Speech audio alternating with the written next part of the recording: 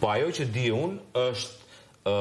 e sigur që ndaj zonjës Balluku do të ngrihen edhe akuza për korrupsion, sepse të dhënat ekzistojnë, sikundër, paralelisht me çdo hetim për kryerjen e një krimi, SPAK-u ka për detyrë, prandaj nuk shprehet dot për 300 apartamentet ekzistojnë apo jo, sepse më së pari do duhet bëj hetim pasuror ndaj zonjës Balluku. Ka detyrim ligjor. Deri në këtë moment që flasim, me dosin që ka ardhur në kuvend, me një aferë 1.1 miliard euro të zonjës Balluku. Me këtë jemi marrë ne, dhe ky është shqetësimi real që mesazhet e shkëmbyra mes Belinda Ballukut dhe Vis Berberit apo Vis Berberit dhe Edi Ramës mund shërbejnë si një provë shtesë për të provuar veprën penale. Kishin një procedurë ku kompania që